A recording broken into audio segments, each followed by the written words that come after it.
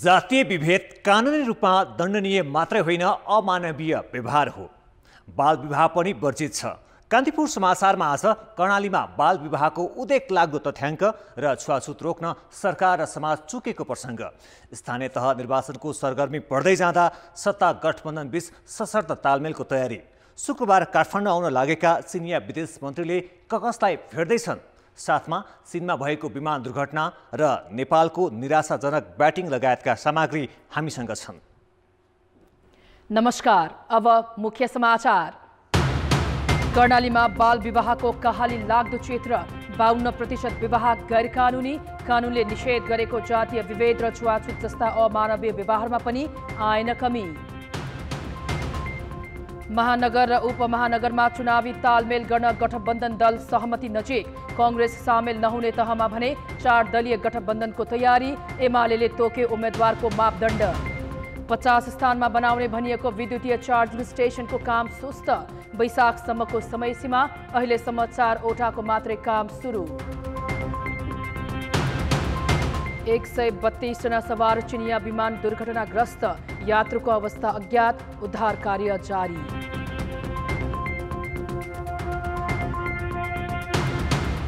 र 1 दिवसीय क्रिकेटमा नेपालको इतिहासकै खराब प्रदर्शन। लिग 2 को खेलमा UAE-सँग 79 रनले पराजित।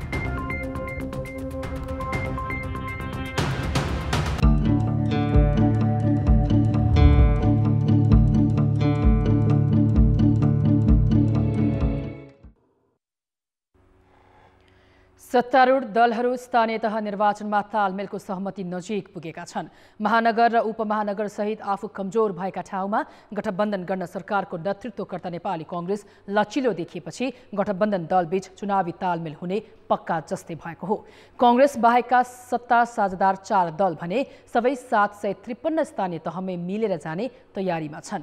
यसले सत्तापक्षबीच नै एकअर्का विरुद्ध पनि तालमेल हुने संकेत देखिँदैछ। वैशाखमा हुने स्थानीय तह निर्वाचनको सरगर्मी बढ्दै जाँदा सत्ता गठबन्धन दलहरू तालमेलको नजिक पुगेका छन्। स्थानीय स्तरमा चुनावी गतिविधिसहित आफ्नो शक्तिको लेखाजोखा गरिरहेको सत्ताको नेतृत्वकर्ता नेपाली कांग्रेस महानगर, उपमहानगर र नगरपालिकामा तालमेल गर्न सकारात्मक देखिएको छ। सत्तारूढ दलहरू एक ठाउँमा नभए अर्कै समीकरण बन्न सक्ने निष्कर्षसहित कांग्रेस मिलेर जान लचिलो बनेको हो। तर सहकार्य हुँदा सत्ता पक्षधर दलहरू एक अर्का विरुद्ध समीकरणमा जान नहुने कांग्रेसको शर्त छ। विधानको व्यवस्था अनुसार महानगरको जिम्मेवारी चाहिँ कसले लान्छ भन्दा सङ्घमा बन्ने संसदीय समिति जसको नेतृत्व पार्टी सभापति आफैले गर्नुहुन्छ। पार्टी सभापतिको नेतृत्वमा बस्नेले हाम्रो महानगरको बारेमा चाहिँ छलफल गर्छ, तालमेल गर्ने नगर्ने उसैले निर्णय गर्ने भयो। जसरी तल्लो तहमा पनि फरक मत छ। सत्ता गठबन्धनका माओवादी केन्द्र, एकीकृत समाजवादी, जनता समाजवादी र राष्ट्रिय जनमोर्चा भने प्याकेजमै चुनावी तालमेलको पक्षमा छन्। त्यसो नभए कांग्रेससँग उपमहानगर र महानगरमा तालमेल गर्ने तर नगर र गाउँपालिकामा 4 दल मिल्ने उनीहरूको रणनीति छ। यो भनेको सत्ता साझेदार 5 दल बीच समीकरण नभएको तहमा 4 दल मिल्दा कांग्रेस विरुद्ध समीकरण बन्न पनि सक्छ भन्ने हो। महानगरपालिका र उपमहानगरपालिकामा 5 दलीय गठबन्धन हुन्छ र बाँकी ठाउँमा नगरपालिका र अरू पालिकाहरूमा 90% ठाउँमा हामी माओवादी, जसपा र जनमोर्चाको बीचमा गठबन्धन हुन्छ। गठबन्धनका दल मिल्ने संकेत पाएको एमाले अहिलेसम्म चुनावमा एक्लै भिड्ने भनेको छ। तर उसको रणनीति लोकतान्त्रिक समाजवादी पार्टी र रापरपा लगायतका दलसँग मिलेर सत्ता गठबन्धन विरुद्ध समीकरण बनाउने देखिन्छ। आसन्न स्थानीय तहको निर्वाचनमा नेपाल कम्युनिस्ट पार्टी एमालेका विरुद्ध जतिसुकै ठुलो घेराबन्दी र गठबन्धन निर्माण भए पनि हाम्रो पार्टी एक्लै चुनाव लड्छ। मूलतः स्थानीय तहमा कतिपय ठाउँको आवश्यकता हेरेर स्थानीय स्तरकै राजनीतिक दलहरूसँग कार्यगत एकता वा उम्मेदवारको एकता गर्ने बाहेक राष्ट्रिय लेभलमा नेकपा एमाले कसैसँग पनि गठबन्धन गर्दैन। चुनावी समीकरणको स्पष्ट स्वरूप त आइसकेको छैन। तर गठबन्धन दलभित्रै 2 खाले तालमेल भएमा त्यसले सत्ता साझेदार दलहरू बीच नै विश्वासको सङ्कट देखिने र सम्भावित नतिजामा प्रभाव पर्ने हुन सक्छ। कान्तिपुर समाचारका लागि क्यामेरामा विनोद कोजुका साथ नारायण किलम्बु र बाबुराम तिमिल सिन्हा, काठमाडौँ। नेकपा एमालेका अध्यक्ष केपी शर्मा ओलीले गठबन्धन दलले अझै पनि निर्वाचन धकेल्ने प्रयत्न गरिरहेको आरोप लगाएका छन्। स्थानीय तहको चुनावी रणनीति बनाउन आज बसेको एमाले पोलिट ब्युरो बैठकमा अध्यक्ष ओलीले निर्वाचन आयोग र गठबन्धन दल बीच निर्वाचनको मिति पर सार्ने विषयमा छलफल भइरहेको दाबी गरे।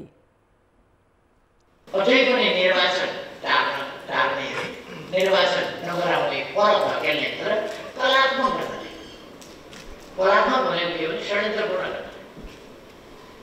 कला भनेको षड्यन्त्र भित्रभित्र त्यस ढङ्गले कलात्मक ढङ्गले निर्वाचन सार्ने प्रयास अहिले पनि हामी बुझ्न सक्छौँ। संवाद भइराखेको छ, निर्वाचन आयोग र सत्ता गठबन्धनका बिचमा संवाद भइरहेको छ। ओलीले आयोगको गतिविधिबारे पनि आशंका व्यक्त गरेका छन्। गठबन्धनको विवाद मिलाउन उम्मेद्वार मनोनयनको समय 2 दिन दिएको भन्दै ओलीले त्यसको आलोचना गरे। 2 दिन मनोनयन राख्न पर्ने थिएन, एकै दिन राख्न चलन हुन्छ, एकै दिन राखिन्छ। यसपल्ट सायद मैले हिजो इलाममा बोल्दा पनि भनेको थिएँ, सायद यो गठबन्धनमा झमेला हुन सक्छ, त्यसका त्यो झमेला मिलाउनका लागि 2 दिनको समय दिएको हो कि उम्मेद्वार हुन जनप्रतिनिधिले राजीनामा दिनुपर्ने, चुनाव चिन्हको रङ हरियो बनाउने लगायतमा आयोगले पूर्वाग्रही निर्णय गरेको ओलीको आरोप छ। एमालेले अहिलेकै स्थानीय तहका जनप्रतिनिधिलाई प्राथमिकता दिने गरी उम्मेद्वारको मापदण्ड बनाएको छ। कार्यक्षमता, लोकप्रिय विकास र सुशासनलाई मापदण्डमा राखिएको छ। योगदान र समावेशी सन्तुलनलाई समेत उम्मेद्वार छनौटको आधार बनाइएको छ। यता प्रधानमन्त्री शेरबहादुर देउवाले भने निर्धारित समयमै स्थानीय तह निर्वाचन हुने बताएका छन्। आज मोरङको सुन्दर हरैचा नगरपालिका पुगेका प्रधानमन्त्री देउवाले निर्धारित समयमै चुनाव हुने प्रश्न पारे। निर्वाचन सफल बनाउन सरकारले सबै सामर्थ्य लगाउने प्रधानमन्त्रीको भनाइ छ।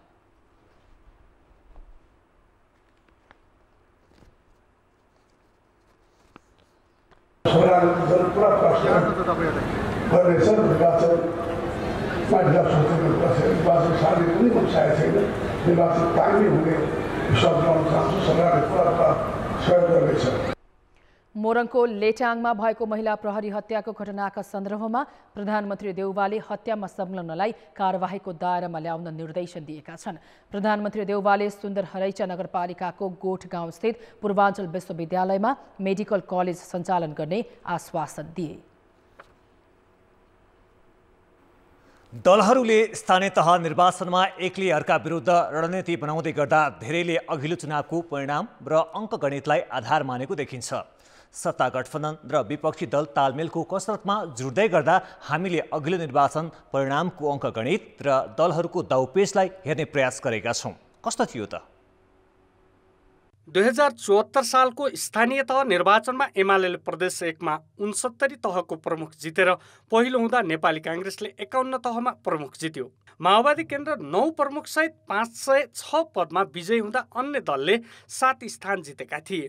मध्य प्रदेशमा काङ्ग्रेस 26 नगर र 14 गाउँपालिका अध्यक्ष सहित पहिलो हुँदा तत्कालीन संघीय समाजवादी फोरमले 26 तथा राष्ट्रिय जनता पार्टीले 25 तहको नेतृत्व लिँदै दोस्रो र तेस्रो भए। माओवादी केन्द्रले 21 र एमालेले 18 स्थानीय तहको नेतृत्व हात पारे। अन्य दलले 6 स्थान जिते। बागमती प्रदेशमा एमालेले गाउँ र नगर गरी 61 स्थानीय तह जित्दा काङ्ग्रेसले 35 र माओवादी केन्द्रले 17 स्थानीय तहमा नेतृत्व हात पारे। बाँकी 3 स्थानीय तहमा अन्य दलले जिते। गण्डकी प्रदेशमा काङ्ग्रेसले 44, एमालेले 34 र माओवादी केन्द्रले 5 वटा तहमा नेतृत्व हात पारेका थिए। अन्य दल र स्वतन्त्रले 2 गाउँपालिका अध्यक्ष जितेका थिए। लुम्बिनी प्रदेशमा 16 नगर प्रमुख र 27 गाउँपालिका प्रमुख जितेको एमाले पहिलो तथा 11 नगर र 22 गाउँपालिका आफ्नो पक्षमा पारेर काङ्ग्रेस दोस्रो भएका थिए। माओवादी केन्द्रले 6 प्रमुख र 13 अध्यक्ष जित्दै आफूलाई तेस्रो बनाउन सफल भयो। स्वतन्त्र उम्मेद्वारको 2 नगर सहित अन्य दलले 14 स्थानीय तह जितेका थिए। कर्णाली प्रदेशमा पहिलो एमाले नै बनेको थियो। उसले 27 तहको नेतृत्व आफ्नो पोल्टामा पार्दा काङ्ग्रेस र माओवादी केन्द्रले समान 25 स्थानीय तहमा नेतृत्व गरेका थिए। स्वतन्त्र उम्मेद्वारले 2 गाउँपालिका अध्यक्ष जितेका छन्।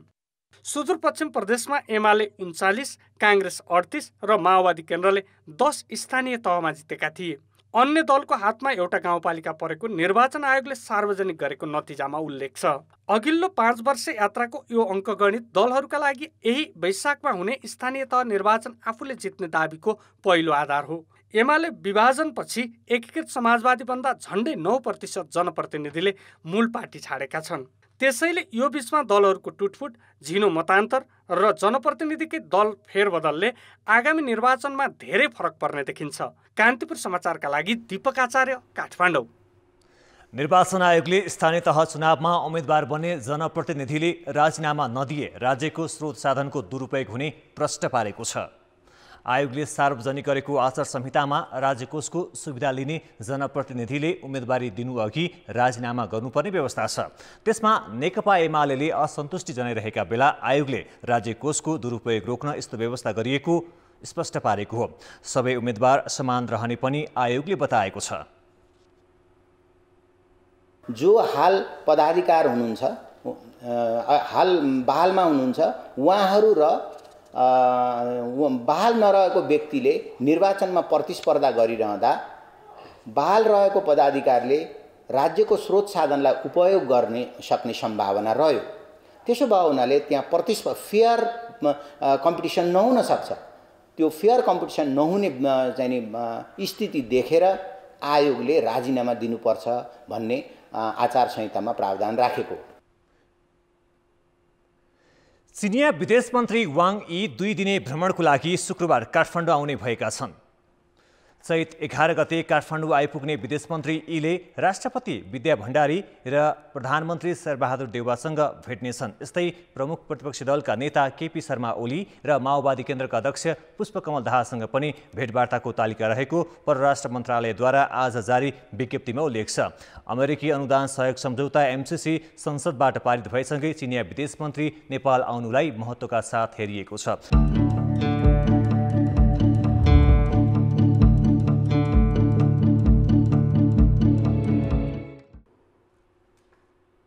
ब्रेकपछि समाचारमा पुनः स्वागत छ।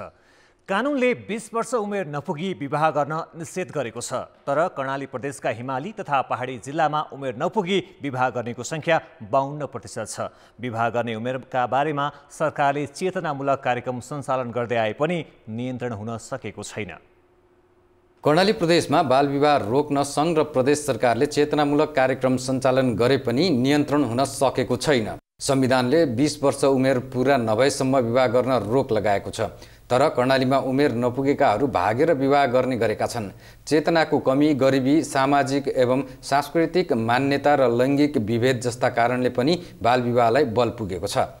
बाल विवाहलाई नियन्त्रण गर्न सरकारले ल्याएका कार्यक्रम पनि प्रभावकारी भएका छैनन्। सरकारी र गैर सरकारी निकायहरूको बिचको चाहिँ संयुक्त प्रयास पनि हुन सकिरहेको छैन। दुईटै आफ्नो ढङ्गले काम त गरिरहेको छ, तर यसमा चाहिँ समन्वय र सहकार्यको एउटा अभाव देख्छु मैले।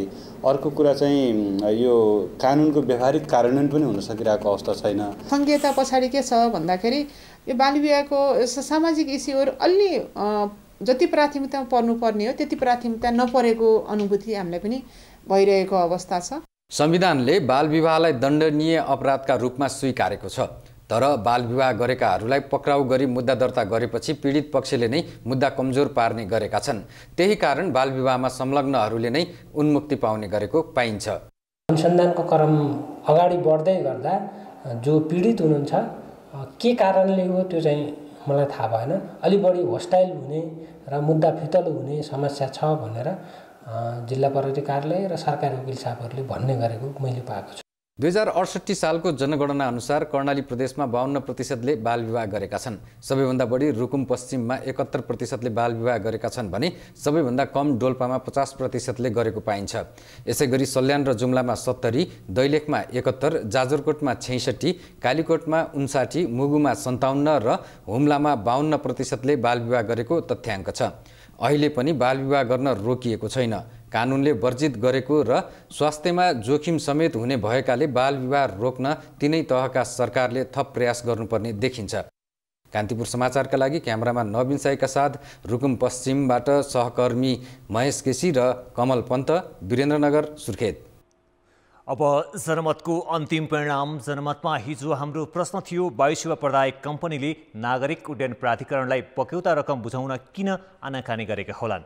ए. सञ्चालकको बदमासी, बी. व्यापार नभएर, सी. राज्यलाई छल्ने पुरानै बानी। जनमतको अन्तिम परिणाम यस्तो छ, ए. सञ्चालकको बदमासीमा 32%, बी. राज्यलाई छल्ने पुरानै बानीमा 14% र सी. राज्यलाई छल्ने पुरानै बानीमा 54% मत प्राप्त भएको छ। अब जनमतमा आजको प्रश्न। जनमतमा आज हाम्रो प्रश्न छ, बाल विवाह अन्त्य गर्न के गर्नु पर्ला? ए. जनचेतना वृद्धि, बी. सामाजिक निगरानी र सी. कानुन कार्यान्वयनमा कडाई। जनमतको अन्तिम परिणाम भोलि साँझ 8 बजेको कान्तिपुर समाचारमा प्रसारण गर्नेछौँ। कृपया NEWS news space A, B वा C टाइप गरी 34001 मा SMS गरी आफ्नो मत व्यक्त गर्नुहोला। मुलुकलाई छुवाछुत मुक्त घोषणा मात्र गरिएको छैन, छुवाछुत गर्नुलाई कानुनले दण्डनीय भनेको छ। तर समाजमा दलित समुदायमाथि हुने विभेद र छुवाछुत भने उन्मूलन हुन सकेको छैन। वर्षौंदेखि जातीय विभेद र छुवाछुत भोग्दै आएका दलित समुदायले न्याय पाउन अझै मुस्किल पर्ने गरेको छ। पाल्पाको बङ्गनासकाली गाउँपालिका चिर्तुङधारा मैदानका पूर्णमान श्रेष्ठलाई दलित समुदायकी छोरी विवाह गरेकै कारण 14 वर्षदेखि घर बाहिर बस्नु परेको छ। त्यति मात्र होइन, आमाको मृत्यु हुँदा समेत उनका दाजुहरूले शव छुन दिएनन् भने क्रिया गर्न समेत बारीमा टहरो बनाएर बस्नु पर्यो। रुकुम पश्चिममा अन्तर्जातीय विवाह गर्ने तयारी गरेका नवराज विकसहित 6 जनाले ज्यान गुमाएको घटनाले मुलुक नै ततायो। केही दिन अघि मात्र रामेछापको मन्थलीमा 13 वर्षीय बालिकालाई घरभित्र पसेर दही खाएको आरोपमा 20 घण्टासम्म बाँधेर यातना दिएको घटना पनि कम दर्दनाक छैन। यी केही उदाहरण मात्र हुन्। जातीय विभेद र छुवाछुत मुलुकमा अझै गहिरो जरो गाडेर बसेको छ। कानुनहरू त बने, तर पनि कानुनलाई व्यवहारमा लागू नगरेका कारणले गर्दा अहिले पनि जातीय छुवाछुतकै कारणले गर्दाखेरि आफ्नो समुदायबाट बाहिर विस्थापित हुनु परेको छ। 14 वर्ष आफ्नो घरमा आउँदा पनि हिन्दू संस्कारकै आडमा चाहिँ आफ्नो बाबुआमाको क्रिया पनि विभेद मुक्त तरिकाले गर्न परेको अवस्था छ। समाज परिवर्तनका लागि राज्यसँग चाहिँ फेरि पनि हामीले सङ्घर्ष गर्नु, आन्दोलनबाट चाहिँ रूपान्तरण गराउनु चाहिँ आवश्यक छ भन्ने लाग्छ। संविधानको धारा 24ले जातीय विभेद र छुवाछुत विरुद्धको अधिकार स्थापित गरेको छ भने धारा 40ले दलित समुदायको सशक्तिकरणका लागि विभिन्न अधिकारको व्यवस्था गरेको छ, तर कार्यान्वयन भने हुन सकेको छैन। जातीय विभेदको कानुन जुन तरिकाले बनाएको छ, एउटा जातीय विभेद भनेको सामाजिक अपराध हो, यो दण्डनीय छ भनेको छ, तर चाहिँ व्यवहारमा विभिन्न किसिमका घटनाहरू घटेका छन्, तर व्यवहारमा राम्रोसँग लागू गर्न सकिएको छैन र सरकारले पनि यसलाई राम्रोसँग चाहिँ परिचालन गर्न सकिरहेको छैन। जातीय विभेद गर्नेलाई फौजदारी अभियोगमा मुद्दा चल्छ, तर यस्ता विभेदका घटना प्रहरीसम्म पुग्नै नदिने गरेको पाइन्छ। स्थानीय तहका न्यायिक समितिमा पनि यस्ता घटनामा खासै मुद्दा परेको छैन। जातीय भेदभाव तथा छुवाछुत जन्य क्रियाकलाप गर्ने व्यक्ति तथा संस्थाहरूलाई अधिकतम 3 वर्ष कैद र 30,000 सम्म जरिवाना हुने कानुनी व्यवस्था छ। पछिल्ला दिनमा प्रत्येक जिल्लामा महिला, बालबालिका तथा ज्येष्ठ नागरिक सेवा केन्द्रसँगै रहने गरी दलित डेस्क राखिएको छ, तर पनि दलित समुदायको उजुरी आउने गरेका छैनन्। राष्ट्रिय दलित आयोगका अनुसार चालु आर्थिक वर्षको माघसम्म 43वटा जातीय छुवाछुत र विभेदको मुद्दा दर्ता भएका छन्। कान्तिपुर समाचारका लागि रुकुमबाट महेश केसी र माधव अर्याल, पाल्पा। अब जनताको आवाज। हामीले 7 प्रदेशमा सोधेका छौँ, जातीय विभेद उन्मूलन गर्न के गर्नु पर्ला? जनताको आवाज। शिक्षाको सुधार हुनु पर्यो। दलित जातिलाई पनि एकै रूपमा अगाडि बढाउनु पर्छ। अन्धविश्वासले पछि परेको छ। मान्छेमा गएर यस कुरालाई हामीले बुझ्नुपर्ने कुरा हो। संविधानको दायराभित्र रहेर हामी आम नेपाली नागरिकहरूले त्यसको पालना गर्नु, कार्यान्वयन गर्नु हाम्रो कर्तव्य हो। विभेदका विषयमा अब गैर दलितहरू पनि बोल्न पर्यो। सबैमा जनचेतना, शिक्षाको आवश्यकता हुन्छ। युवा पुस्तालाई अलि जागरण रूपमा र सचेतनात्मक रूपमा चाहिँ अगाडि बढ्दाखेरि नै अपराध हो, यो गर्नु हुँदैन भन्ने किसिमको चाहिँ मानिसमा त्यो चेतना स्तर चाहिँ वृद्धि हुनुपर्छ। सबैभन्दा ठुलो शिक्षा हो। ठाउँ ठाउँमा चाहिँ मानिसहरूलाई चेतना दिएर हैन यसको चाहिँ अन्त्य गर्न सकिन्छ। रगत सबैको एउटै हो। समुदाय तहसम्म त्यो निगरानी केन्द्रहरू चाहिँ बनिनुपर्छ। कानुन कमजोर छ, कडा बनाउनु पर्छ। दोषीलाई कडा सजाय हुनुपर्छ। कानुनलाई व्यवहारमा उतार्नु पर्छ। शैक्षिक र सामाजिक जागरणको आवश्यकता छ। कानुन बनाएर कडाइका साथ अगाडि बढाउनु पर्छ। रगत रातो निखाल कुरोलाई चाहिँ अझ बढी एवारेज प्याकेजमा जोड दिँदै जानुपर्छ। विभिन्न राजनीतिक दलहरूले विभिन्न एजेन्डा लिएर जान्छन् नि, त्यो सँगसँगै गतिविधिसँगै आफ्नो कार्यकर्तालाई यो समाज परिवर्तनमा लगायो भने पनि साह्रै ठुलो चेन्ज आउँछ। मान्छेलाई मान्छेको रूपमा समान व्यवहार गर्नुपर्छ।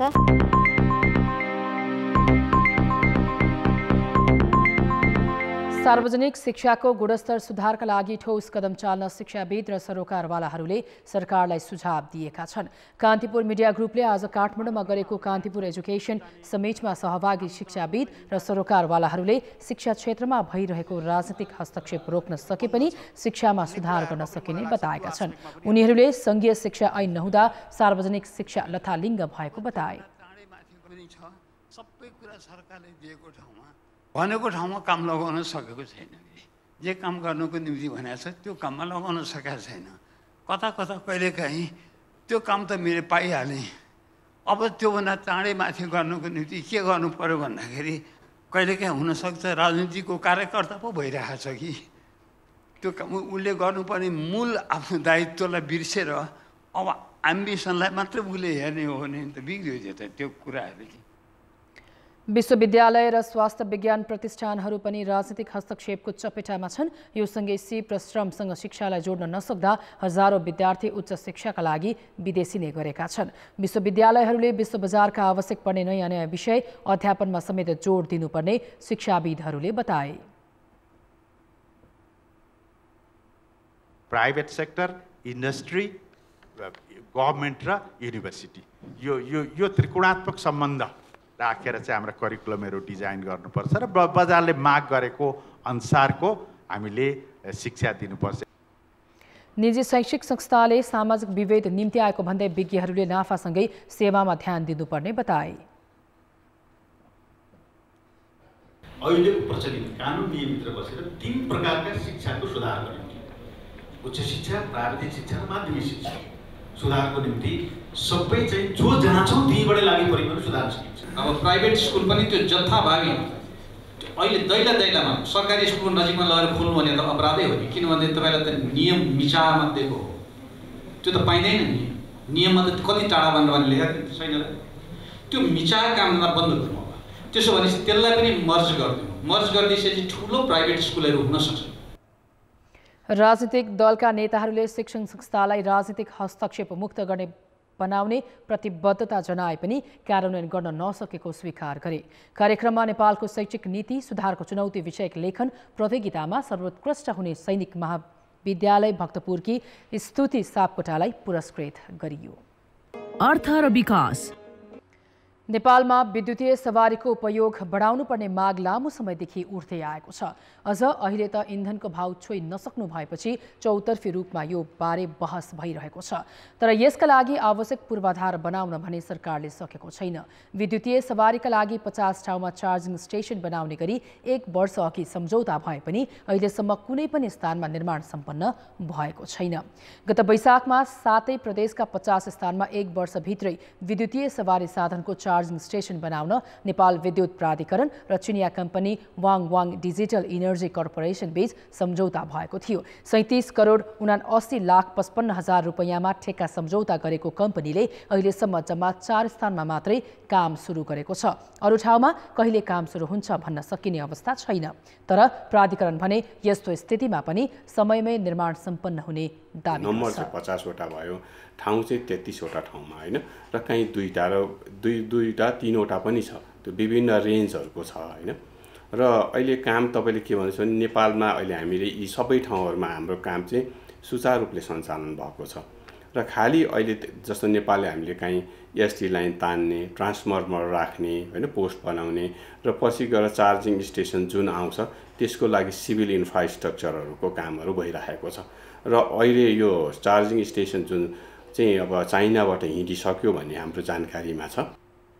स्टेसनमा राखिने चार्जर अहिलेसम्म ल्याइएको छैन। निर्माणको ठेक्का लिएको कम्पनीका प्रतिनिधि महामारीका कारण काममा ढिलाइ भएकाले समयमै सम्पन्न गर्न नसकिने बताउँछन्। निर्माण कम्पनी उपत्यकाका 4 स्थानमा निर्माण गरेपछि मात्र अन्य ठाउँको काम अघि बढाउने सोचमा छ। यी चार्जिङ स्टेसन प्राधिकरण आफैले सञ्चालन गर्नेछ, तर सम्झौता भएको 11 महिनासम्म पनि एउटा पनि स्टेसन निर्माण नहुनुले आशंका बढाइदिएको छ। बहादुरी र सुरक्षाका लागि नेपाली विश्वभर नै चर्चित छन्। त्यही कारण कयौं मुलुकको रोजाइमा नेपाली सुरक्षा गार्ड पर्दै आएका छन्। कोरोना महामारी मत्थर हुँदै गर्दा विदेशबाट दक्ष जनशक्तिसँगै सुरक्षा गार्डको माग पनि उच्च छ। हुँदाहुँदा अफ्रिकी मुलुकबाट समेत माग आउन थालेको छ। अफ्रिकी मुलुक सेसेल्स भ्रमणमा रहेका श्रम मन्त्री कृष्ण कुमार श्रेष्ठलाई त्यहाँका अधिकारीहरूले जति सक्दो छिटो श्रम सम्झौता गरेर नेपाली सुरक्षा गार्ड लैजाने प्रबन्ध मिलाउन आग्रह गरे। संसारमै इमानदार, निडर र वफादारीताको पगरी पाएको नेपाली सुरक्षा गार्ड लगेर कैदीको सुरक्षा गर्न अफ्रिकी टापु मुलुक सेसेल्सले चाहेको हो। कतार प्रहरीमै सेक्युरिटीको माग भइरहेको छ, सेसेल्सले पनि सेक्युरिटीको माग गरिरहेको छ र यसरी हाम्रो यो पहिलेको एउटा गोर्खादेखिको विरासतले गर्दाखेरि नेपालीहरू, नेपाली सुरक्षाकर्मीहरू इमानदार हुन्छन्, उनीहरू मेहनती हुन्छन्, विश्वासिला हुन्छन् भन्ने एउटा विश्वासको आधारमा पनि नेपाली एउटा सेक्युरिटीहरूको सुरक्षाकर्मीहरूको माग बढिरहेको छ। नेपाली सुरक्षा गार्डले मकाउ, ब्रुनाई, सिङ्गापुरका धनाढ्यदेखि मलेसियाका उद्योगीको समेत मन जितेका छन्। विश्वका धनी मानिसले सबैभन्दा बढी भर गर्ने र रोजाइमा पर्ने गोर्खाली नै हुन्। सिङ्गापुर र मकाउमा सेना तथा प्रहरीबाट निवृत्त भएसँगै युवा गार्डका रूपमा पुगेका छन्। पछिल्लो 10 वर्ष यता मलेसियाले आफ्नो उद्योग र कम्पनीको सुरक्षाका लागि नेपाली ब्रान्ड बाहेक हत्तपत्तहरू लिँदैन। सबैभन्दा धेरै सुरक्षा गार्ड मलेसियामा छन्।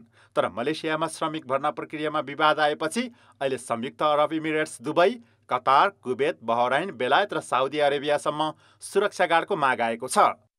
जोसुकैले पनि सुरक्षाको बारेमा चासो राख्छ भने चाहिँ के भने चाहे विदेशमा होस् चाहे नेपालमा होस्, हाम्रो चाहिँ के भने नेपाली नै उसले चाहिँ पाएसम्म अरू राख्दैन। त्यसले गर्दाखेरि संसारभरि नै हाम्रो चाहिँ के भन्दा स्कोप छ, त्यसमा कुनै दुई मत छैन। तर के भन्दाखेरि अब कसको मार्फत उनीहरू जान्छन्, कहाँ पुग्छन् भन्ने कुरा चाहिँ म्याटर गर्छ। केही निजी संस्थाको समन्वयमा विश्व बजारमा गइरहेका नेपाली सुरक्षा गार्डका समस्या सम्बोधन गर्न राज्यकी तर्फबाट विशेष पहल भने भएको पाइँदैन।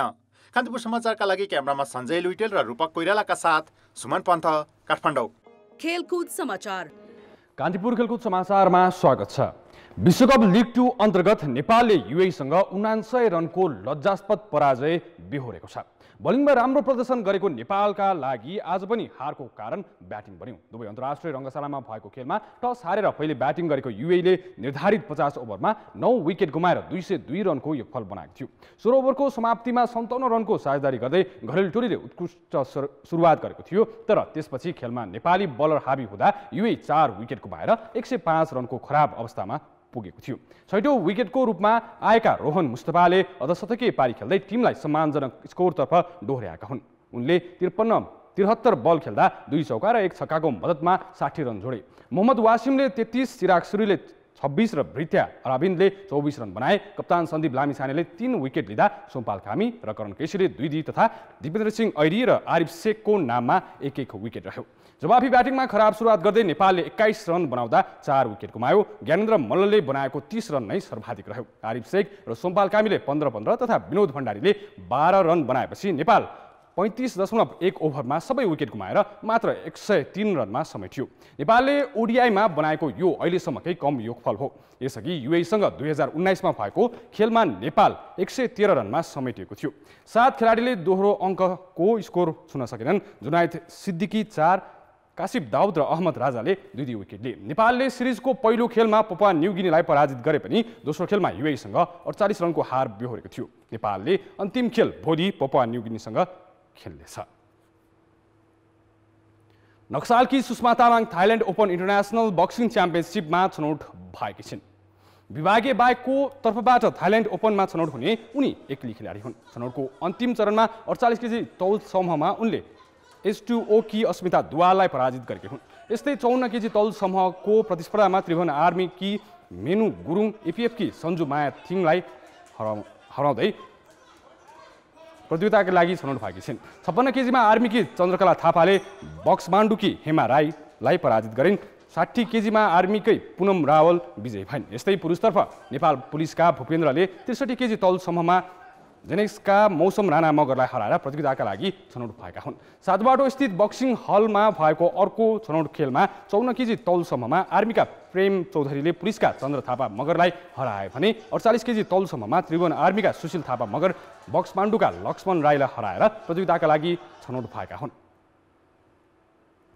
रोयल्स क्लब धरानमा जारी हराइजन राष्ट्रिय बास्केटबल कपको सेमिफाइनलमा प्रवेश गरेको छ। रोयल्सले घरेलु टोली ब्रदर्स क्लबलाई 80-72 स्कोरले पराजित गर्यो।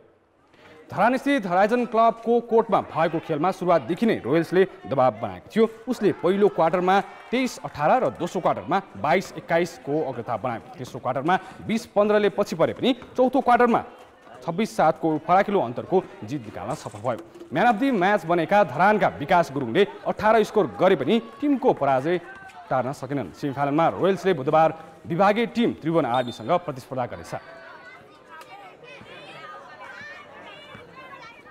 राष्ट्रिय खेलकुद परिषद राखेपको 58औं वार्षिक उत्सवको अवसरमा नवनिर्मित प्रशासनिक भवनको उद्घाटन भएको छ। राखेपका अध्यक्ष समेत रहेका युवा तथा खेलकुद मन्त्री महेश्वर जङ गहतराजले भवनको उद्घाटन गरे। प्रशासनिक भवन त्रिपुरेश्वर स्थित राखेपा हातामै निर्माण गरिएको हो। वार्षिक उत्सवको अवसरमा राखेपामा 20 वर्ष र 25 वर्ष सेवा अवधि पूरा गरेका कर्मचारीलाई सेवा पदक सहित सम्मान गरिएको थियो। निमित्त सदस्य सचिव कुलबहादुर थापा सहित 25 वर्ष सेवा अवधि पूरा गरेका 86 जनाले दीर्घ सेवा पदक पाए। 20 वर्ष सेवा अवधि पूरा गरेका बापत र 1 जनाले परिषद सेवा पदक प्राप्त गरे।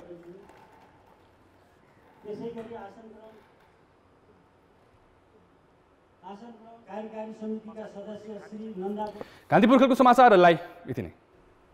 अब मौसम सम्बन्धी जानकारी।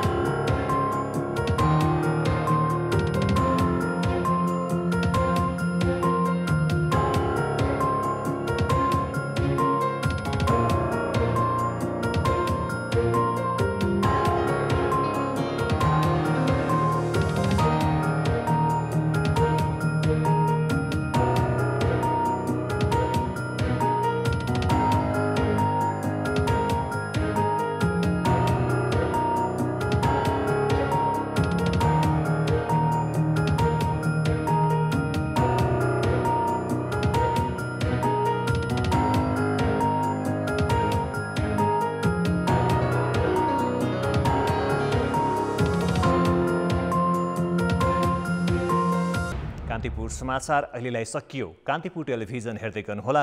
नमस्ते।